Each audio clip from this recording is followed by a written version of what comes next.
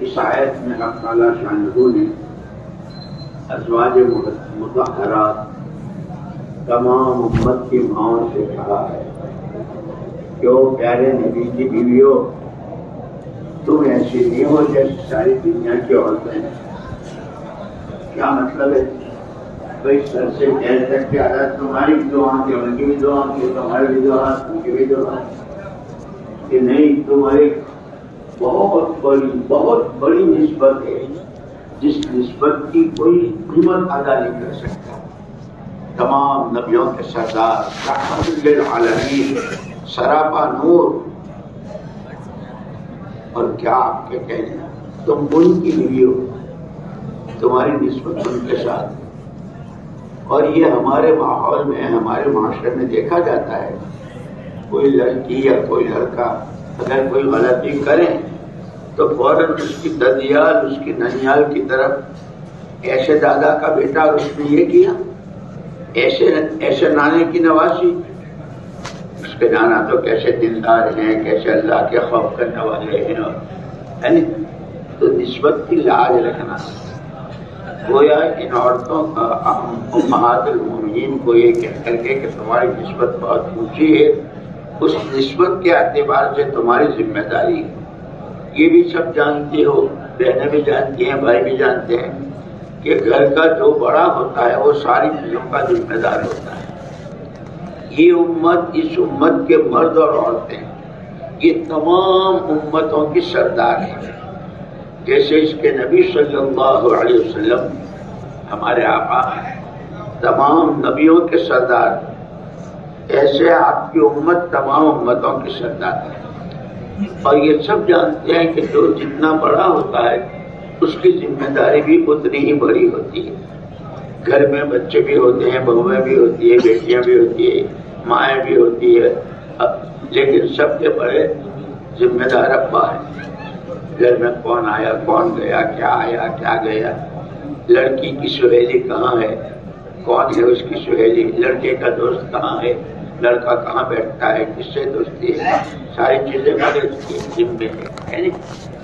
پھر ہمیں سب سے پہلے جو نسبت دی ہے، وما خلقت الجن والانس الا ليعبدون، ہم سب سے پہلے رب العالمین کے بندے اور بندیاں ہیں۔ اور کنتم خیر امت اخرجت للناس، تمہاری پوری امت، تمہارا وجود، تمہاری جانیں، تمہارا مال، تمہاری صلاحیتیں، تمہاری عقل و خرد، یہ تمہاری اپنی نہیں ہے، تمہارے پاس اللہ کی نعمت ہے اور امانت ہے، اور ہے اصل اسی کے لیے کہ یہ دوسروں کے کام آئے۔ اپنی ذات کے لیے تو بقدر ضرورت ہے، ہمارے وقت سے، ہمارے پیسوں سے، ہماری صلاحیتوں سے دوسروں کو راستہ دکھے۔ اس لیے مولانا محمد الیاس صاحب رحمۃ اللہ علیہ نے ایک مرتبہ عجیب بات فرمائی کہ لوگ مجھ سے پوچھتے ہیں آپ کا کام، میرا کام تو رانڈ کا رونا ہے۔ مولانا الیاس صاحب رحمۃ اللہ علیہ فرمایا، ایک عورت جس کے سر سے اس کے شوہر کا سایہ اڑ جائے تو وہ کیسے بلبلاتی ہے، کیسے روتی ہے، اس کے سارے شوق، سارے ارمان، سب چیزیں اسی سے متعلق تھی کہ ہمارا تو سارا ختم ہو گیا۔ کیونکہ ایسے ہی میرا کام کہ جس امت سے یہ تمنائیں تھی اور جس امت کے بارے میں یہ ذمہ داریاں تھی کہ یہ خود اپنی ذات سے، ان کا اپنا ایمان، ان کے اپنا اخلاق، ان کے معاشرت، ان کا رہن سہن یہ صحیح ہوگا، اور خود یہ آنے والی قیامت تک کی انسانیت کی رہبر بنے گی، مرد بھی اور عورتیں بھی۔ اسی لیے سیرت مبارکہ میں بھی، خود قرآن میں بھی، جہاں مردوں کے فضائل ہیں اور مردوں سے متعلق آیتیں ہیں، عورتوں سے متعلق بھی آیتیں ہیں، اور کہ عورتوں نے بھی کیسے کیسے کام کیے ہیں، مستقل اس پر کتابیں لکھی گئی ہے۔ بہرحال میری محترم دینی بہنوں اور میرے بھائیوں، ہمیں اپنی ذمہ داری سمجھنی ہے۔ جیسے گھر کی ذمہ داری گھر کی بڑی عورت سمجھتی ہے، یعنی بچوں کے اسکول جانا، بچوں کو ان کو اسکول سے مدرسے سے لانا، ان کے کپڑے بدلوانا، ان کے بال، ساری چیزیں. اس لیے کہ پہلا مدرسہ ماں کی گود ہوتی ہے. اور یہ کہا ہے علماء نے کہ بچے جو ہے وہ ماں باپ کے کیا کہتے ہیں اس کو، جس میں فوٹو لیتے ہیں، کیمرہ. بچے ماں باپ کے کیمرے ہوتے ہیں. کیمرہ جو فوٹو لیتا ہے نا، اگر کوئی سر کھجاتا ہوا کھڑا ہے تو اس کی فوٹو ایسے ہی آ جائے گی، نہیں؟ اور کوئی ناک پکڑے کھڑا ہے تو جیسے یوں کہ بچے ماں باپ کو جو کرتے دیکھتے ہیں. اور مجھے خوب یاد ہے، میں کینیڈا میں تھا، ایک ساتھی آتے جاتے ہمارے پاس کہنے لگے مولوی صاحب 4 بیٹیاں ہیں اور چاروں شادی کرنے سے انکار کرتی ہیں کہ ہم شادی نہیں کریں گے. تحقیق کی وجہ کیا ہے؟ تو وہ لڑکیاں یہ کہنے لگی کہ باپ یہ مطلب یہ ہے، اس لیے ہم انکار کر رہی ہیں کہ ہم بھی تو کسی کی دلہن بن کر، کسی کی بیوی بن کر، بہو بن کر ہم جائیں گے. ہم رات دن دیکھتے ہیں کہ ہمارے ماں اور ہمارے ابا دونوں گھر میں لڑتے ہی رہتے ہیں، تو ہمیں بھی یہی دیکھنا ہے وہاں جا کے. تو ماں باپ جو ہوتے ہیں گھر میں، اور خود اس میں لکھا ہے، قرآن میں ہے سورہ کہف میں، وَكَانَ أَبُوهُمَا، ماں باپ کے نیکی، ماں باپ کے اخلاق، ماں باپ کی صفائی ستھرائی، ماں باپ کا اللہ کا تعلق، آخرت کا فکر، اچھی صفات، وہ بھی بچے دیکھتے ہیں. اور خدا نخواستہ اس کے خلاف ہے تو وہ بھی بچے دیکھتے ہیں، وہ ان کے اندر غیر شعوری طور پر منتقل ہو جاتے ہیں. اسی لیے کہا کہ مرد ہو یا عورت ہو، سب سے زیادہ متاثر ہوتے ہیں ماحول سے. سردی کے ماحول میں سب کو سردی لگتی ہے، کوئی کتنا بڑا مالدار ہو، کوئی کتنے بڑے آدمی کی دلہن ہو اور بیوی ہو، اور کتنے باپ کی بیٹی ہو، لیکن سردی سب کو لگتی ہے. گرمی میں سب کو پڑتی ہے. اللہ نے 2 چیزیں بنائی ہے، جسم اور روح، 2 چیزیں، اور اصل ان دونوں میں روح ہے. روح نہ ہو تو روح کے بغیر کا جسم جتنا چاہے خوبصورت ہو، جتنا تندرست ہو، وہ تو کیڑوں کا. اور جب روح نکل جاتی ہے تو بدن پھولتا ہے، پھٹتا ہے، کیڑے پڑتے ہیں، سب ختم ہو جاتا ہے. اصل اس میں روح ہے. اسی لیے اللہ پاک نے دونوں کے لیے اسباب بھی دیے ہیں، چونکہ دنیا اسباب کی دنیا ہے. جسموں کی تندرستی، اور پہلی بات تو یہ کہ علماء نے لکھا ہے کہ ہر آدمی کی اپنی تندرستی اس کے ذمہ فرض ہے. ایسی چیزیں کھانا، ایسی چیزیں استعمال کرنا، ایسی چیزوں سے پرہیز کرنا جس سے جسم متاثر ہوتا ہو، اس سے کہ اپنی صحت کی حفاظت یہ ہر ایک کے ذمہ واجب ہے. لیکن اصل اس میں روح ہے، اور دونوں کے لیے اللہ پاک نے اسباب دیے ہیں. جیسے جسم میں بھوک لگتی ہے، پیاس لگتی ہے، بیماری آتی ہے تو بیماری کے لیے دوا ہے. بلکہ حضور اکرم صلی اللہ علیہ وسلم نے تو یہاں تک فرمایا، داؤ عباد اللہ، اللہ کے بندو دوا کیا کرو. تاثیر تو اللہ ڈالتے ہیں، کرنے والی ذات اللہ کی. بھوک لگے تو کھانا کھاؤ، پیاس لگے تو پانی پیو، نیند آوے تو سو جاؤ، یہ سب اسباب بھی ہیں، ضرورتیں بھی ہیں، اس کے اسباب بھی دیے. لیکن اصل مسئلہ جو ہے وہ روح کے ساتھ کا ہے. اسی لیے کیونکہ جیسے روح ویسے فرشتے کہتے ہیں نا، مثل مشہور ہے، جیسے روح ویسے فرشتے. اگر روح نورانی ہے، پاکیزہ ہے، صاف ستھری ہے، اس میں اللہ کا خوف ہے اور حکموں کی پابندی ہے، حضور پاک صلی اللہ علیہ وسلم والی سنتوں کا نور ہے، تو اس کے لیے جو فرشتے وہ بھی نورانی.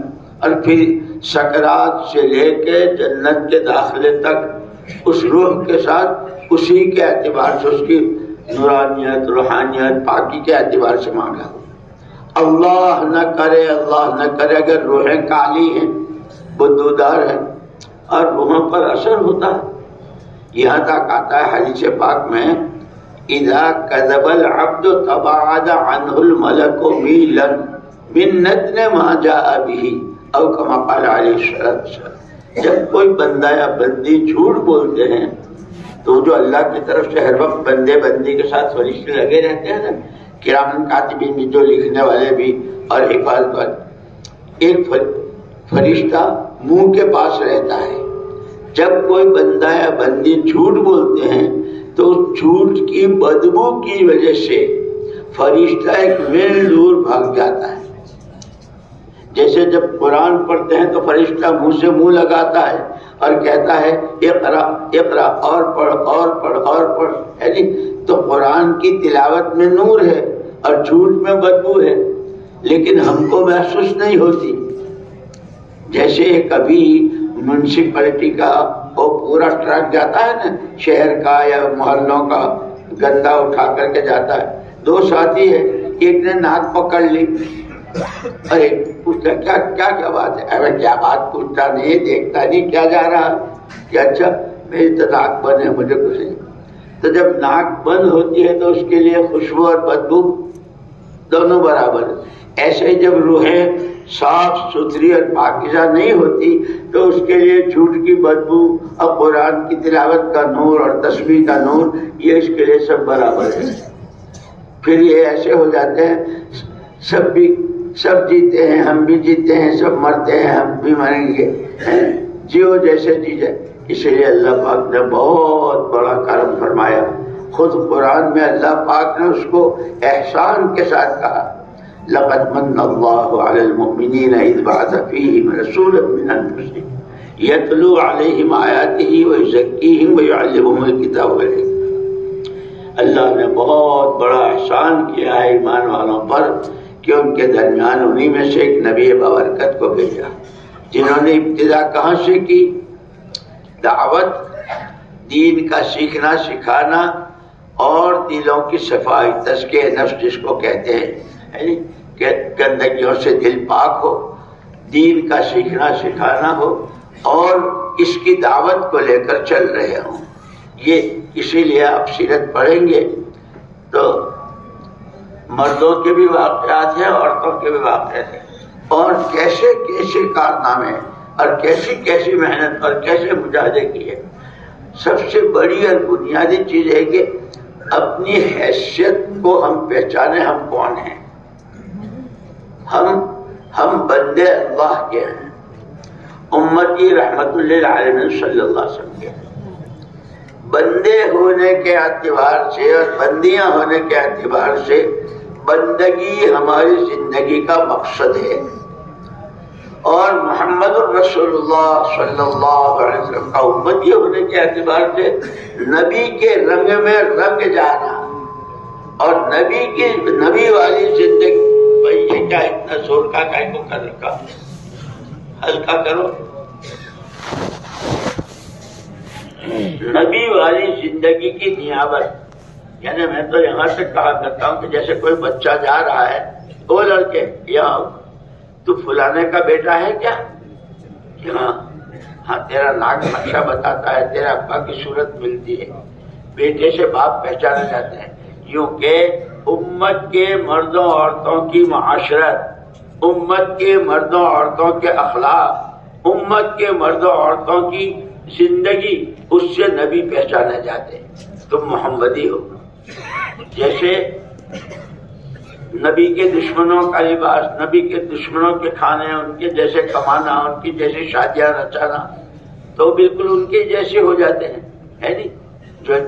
جو من تشبہ بقوم حشر معهم، یہاں تک پتا ہے جیسے جیو گے ویسے مرو گے. حضرت عمر رضی اللہ تعالیٰ عنہ فرمایا کرتے تھے جیسے جیو گے ویسے مرو گے، اور جیسے مرو گے ویسے اٹھائے جاؤ گے. اسی لیے فضائل اعمال، فضائل صدقات یہ معمولی کتابیں نہیں ہیں. بڑے بڑے علماء کا یہ شیخ ہے کہاں اور کون شیخ ہے، کیا اس نے کوئی چیز نہیں چھوڑی. اس لیے کہ ہر چیز کی دو چیزیں ہوتی ہے، ایک اس چیز کی قیمت اور دوسرے یہ کہ اس کا طریقہ، اس کا مسئلہ. فضائل اور مسائل یہ دو چیزیں سیکھنی بہت ضروری. فضائل سے اعمال کا شوق پیدا ہوتا ہے اور مسائل سے عمل صحیح ہوتا ہے.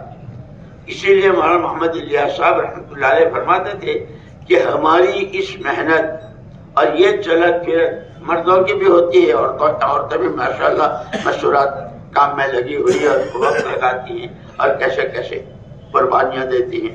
مجھے ابھی 3-4 دن پہلے کا ایک واقعہ، مستورات کی ایک جماعت تمل ناڈو کی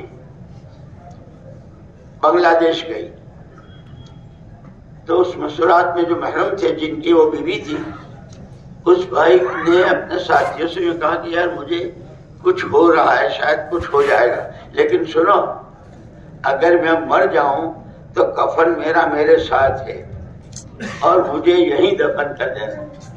یعنی اس نے محسوس بھی کر لیا اور وہ عورت بھی ماشاءاللہ وہ بیچاری بیوہ ہو گئی، پھر ان کا بیٹا گیا ان کو لے.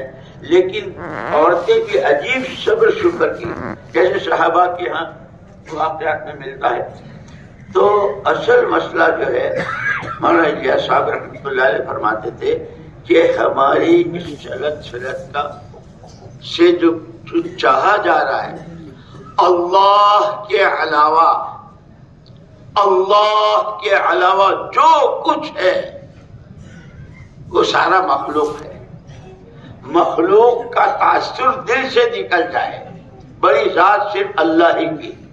اسی لیے مسلمان کے گھر جب بچہ یا بچی پیدا ہوتے ہیں تو سب سے پہلے ان کے ایک کان میں اذان اور ایک کان میں اقامت. بیٹا منی تیرا پہلے دن کا پہلا سبق یہ ہے، بڑی ذات صرف اللہ ہی کی، اور وہ جتنا بڑا ہے حکم بھی اتنا ہی بڑے، اس پر انعامات بھی اتنے ہی بڑے، اور وہ جتنا بڑا ہے اس کی نافرمانی بھی اتنی ہی بڑی ہے اور اس پر سزائیں بھی اتنی. بیٹا تیرا پہلے دن کا سبق یہ ہے، اور جب تو مرے گا تو تجھے انہی 4 کلموں کے ساتھ قبر کے حوالے بھی کریں گے. اس بیچ میں تجھے اسی کو یاد کرنا ہے، اس سبق کو یاد رکھنا ہے. اور یہ ہماری بہنیں بھی جانتی ہیں، بھائی بھی جانتے ہیں کہ مدرسے میں یا اسکول میں جب سبق دیتے ہیں استاد، تو استاد سبق دے کر کہتے ہیں کہ لو یاد کرو پھر سنوں گا. بچہ کھیل میں لگ گیا، اس نے سبق یاد نہیں کیا، تھوڑی دیر کے بعد استاد نے بلایا یہاں آؤ، سبق تو یاد کیا نہیں ہے. جب سبق یاد نہیں کیا تو استاد کیا کہتے ہیں، کھڑے ہو جاؤ، 30 مرتبہ اٹھک بیٹھک کرو، کان پکڑو، کہتے ہیں. اور اگر بچہ نے تو پھر استاد نے کہا ابھی سنیں گے، سارے جو دنیا میں ہو رہا ہوتا رہے، مجھے تو سبق یاد کرنا ہے. وہ سبق پڑھ کر کے یاد کر کے جب آتا ہے، استاد واہ واہ واہ واہ تو نے تو جی خوش کر دیا. اور استاد اپنی جیب سے نکال کے چاکلیٹ دیتے ہیں چھوٹے بچے کو. ایسے ہی جب بندے اللہ کی فرما برداری کے ساتھ، بندیاں اللہ کی فرما برداری کے ساتھ، اسی لیے 24 گھنٹے میں جتنے حالات ہوتے ہیں، کبھی رات بھی ہوتی ہے دن بھی ہوتا ہے، اجالا بھی ہے اندھیرا بھی ہے، ایسے بچپن ہے، جوانی ہے، بڑھاپا ہے، موت ہے، آخری اسٹیشن آخرت ہے. اب اس میں کہ یہ جو اللہ اکبر کا سبق دیا ہے، اس سبق کو یاد کرنا ہے اس 5 روزہ زندگی میں. زندگی کتنے دن کی ہے؟ کل 5 دن کی. ایک دن پیدائش کا نکال دو اور ایک دن مرنے کا نکال دو. ہفتے کے 7 دن ہیں. قیامت میں جو سوالات ہوں گے وہ کتنے ہیں؟ وہ بھی 5. زندگی کہاں بتائی، جوانی کہاں لٹائی، مال کہاں سے کمایا، خرچ کہاں کیا، اور جو کچھ جانتے تھے اس پر عمل کیا کیا، ہر ایک سے پوچھنا. اسی لیے 5 دنوں کی زندگی میں ان 5 سوالوں کا جواب تیار کرنا ہے. جیسے مدرسے میں امتحان ہونے والا ہے، کالج میں اسکول میں امتحان ہونے والا ہے، تو اس کی تیاری کرتے ہیں. یہ جو چند روزہ زندگی ہے یہ آخرت کی تیاری کے لیے. یہاں تک کہ قرآن نے خود کہا ہے، حضور اکرم صلی اللہ علیہ وسلم نے تو اللہ کا پیغام پہنچایا پوری دنیا میں. ان الدنیا خلقت لکم، یہ جتنا سنسار ہے اور جتنا جو کچھ دنیا میں زمین و آسمان میں ہے، یہ سب تمہارے ہی لیے. سمندروں کے اندر کی مچھلیاں بھی، اس کے موتی مونگے بھی، اور کانوں کے اندر کا سونا چاندی پیٹرول پلاٹینم، اور زمینوں کے غلے سبزیاں میوے پھل، کس کے لیے؟ سب تمہارے لیے۔ وَإِنَّمَا خُلِقْتُمْ لِلْآخِرَةِ، اور تم آخرت کے انہی 5 دنوں میں اسی دنیا میں رہتے ہوئے آخرت کی تیاری کرنی ہے۔ اسی لیے ہر مرد و عورت کو اللہ پاک نے 3 طاقتیں دی ہے، جان کی، مال کی اور سمجھ بوجھ کی، جس کو صلاحیت کہتے ہیں۔ یہ 3 طاقتیں ہیں، اور تینوں طاقتوں کے استعمال کرنے کے اللہ نے اختیار بھی دیا ہے، وقت کی، پیسے کی، صلاحیت کی۔ اس کو جہاں استعمال کیا جاتا ہے اس کا اثر زندگی پر، یا زندگی بنتی ہے یا بگڑتی ہے انہی 3 چیزوں کے استعمال سے۔ اگر وقت غلط استعمال ہوتا ہے، پیسہ غلط جگہ لگتا ہے، سوچ غلط ہوتی ہے، تو زندگی خراب ہوتی ہے، اور اس کے نتیجے میں پھر اللہ کی سزا ہے۔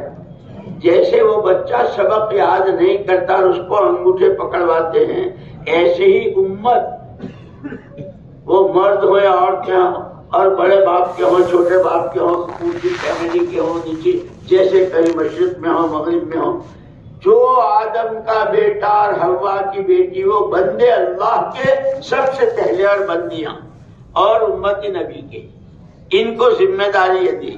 بندے اور بندی ہونے کے ناطے تمہیں اپنی زندگی بندگی کے ساتھ حکموں والی، اور حکم کو پورا کیسے کرو گے اس کے لیے طریقہ تمہارے نبی کا۔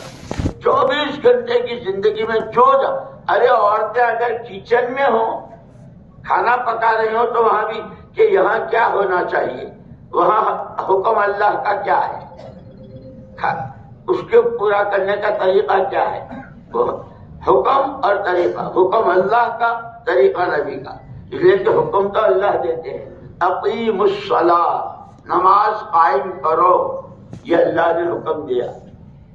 اب نماز کیسے قائم کرو، وہ حضور پاک صلی اللہ علیہ وسلم نے پڑھ کر دکھائی اور فرمایا نماز ایسی پڑھو جیسے مجھے پڑھتے دیکھا۔ اسی لیے صحابہ کی عجیب بات، حضور اکرم صلی اللہ علیہ وسلم کو 2 ذمہ داریاں دی تھی۔ پہلی ذمہ داری داعیت اللہ بإذنہ، آپ کی ذمہ داری ہے کہ اللہ کا ہر بندہ بندی اللہ سے وابستہ ہو جائے، اللہ کو پہچان لے، اسے اور اللہ کی قدرت کو سمجھے، اس کے خزانوں کو اور اس کی ذات و صفات کو، اس پر ایمان لائے۔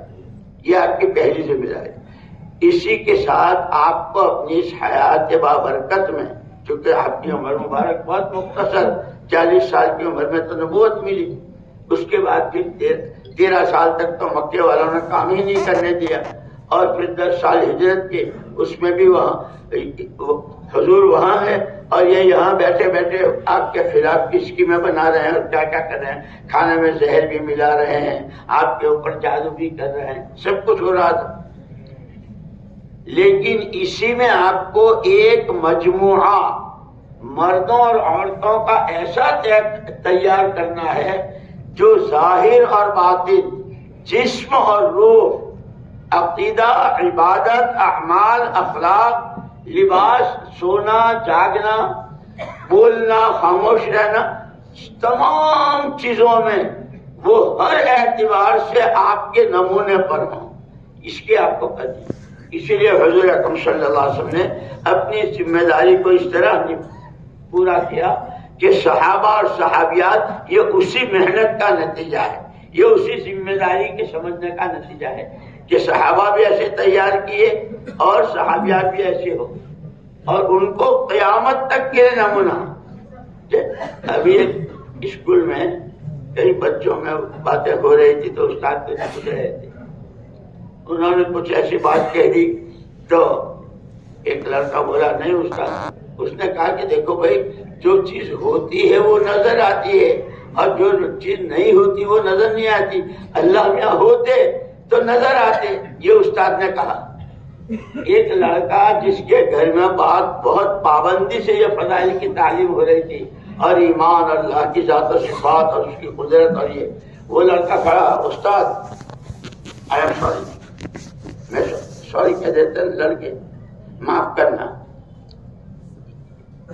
آپ کے اندر عقل ہے، کہاں ہے وہ آپ دکھائیے. اس کا مطلب یہ کہ آپ تو بے عقلے ہیں. اگر آپ عقل نہیں دکھا سکتے تو آپ بے عقلے ہیں. بیٹا تبلیغ والے کا بچہ معلوم ہوتا ہے، بیٹا فوراً. یہ گھروں کی تعلیم، یہ ماں باپ کی تربیت، یہ عجیب نسخہ ہے. اللہ نے صدیوں کے بعد ہم کو یہ سیدھا سادہ کام. تو حضور اکرم صلی اللہ علیہ وسلم نے مردوں اور عورتوں کا، یہاں تک کہ چھوٹے چھوٹے بچے بدر کے موقع پر پوچھ رہے تھے نا، چھوٹے سے صحابی، وہ کہاں ہے ابو جہل، وہ کہاں ابو جہل. ارے سب کو معلوم ہے نا، اس کی حکایت صحابہ میں ہے. بچوں کی بھی تربیت، عورتوں کی. اور پھر عجیب بات، حضور تو رحمت اللہ علیہ جب مکہ مکرمہ فتح ہوا اور آپ داخل ہوئے تو سارے مکے والے ڈرے ہوئے تھے کہ آج ہم سے پرانا بدلہ چکائے گا. لیکن حضور پاک صلی اللہ علیہ وسلم نے تو پہلے ہی دن جب طائف شریف میں آپ کے پیچھے لڑکے لگائے اور آپ کو ستایا، یہ کیا، تو جبریل امین آئے کہ اگر آپ چاہیں تو ان دونوں کو، اس بستی کو چکی کے دو پارٹوں میں جیسے دانے پیسے جاتے ہیں ایسے پیس. فرمایا نہیں، اللہ نے مجھ کو رحمت بنا کر بھیجا ہے، آج نہیں تو کل، کل نہیں تو پرسوں. جیسے صاحبزادی حضرت فاطمہ رضی اللہ تعالیٰ عنہ رو رہی تھی کہ ابا جی کیوں رو رہی ہو بیٹی؟ ابا جی آپ کے دشمن کسریٰ قیصر کیسے نرم نرم گدوں پر، کیسے ناز نخروں میں، اور آپ اللہ کے حبیب اور چٹائی کے نشانات. آپ بیٹھ گئے. بیٹی رو مت، تمہارا باپ وہ دین لایا ہے کہ کوئی کچا بچے گا نہ پکا مکان بچے گا، داخل ہو کے رہے. تسلی. طائف والوں کے ساتھ جو ہے ان کے ساتھ بھی آپ نے اخلاق. اس کے نتیجے میں کیا ہوا؟ ایک مرتبہ حضرت مغیرہ بن شعبہ رضی اللہ تعالیٰ عنہ بکریاں چلا رہے تھے مدینے سے باہر، بہت جلیل القدر صحابی تھے. غبار اٹھتا ہوا دیکھا تو وہ بھاگے ہوئے وہاں گئے. چہرے دیکھے، تم لوگ کون ہو؟ کہ ہم تو طائف والے ہیں. طائف کے؟ تو طائف کے کس قبیلے کے ہو؟ کہ بنو ثقیف کے. تو حضور اکرم صلی اللہ علیہ وسلم ان کے پاس تشریف لے گئے تھے اور انہوں نے بچے پیچھے لگائے. تو کہاں جا رہے ہو، کہاں کا ارادہ ہے؟ تو انہوں نے کہا کہ ہم رسالت معاف محمد صلی اللہ علیہ وسلم کے یہاں جا رہے ہیں. کیوں؟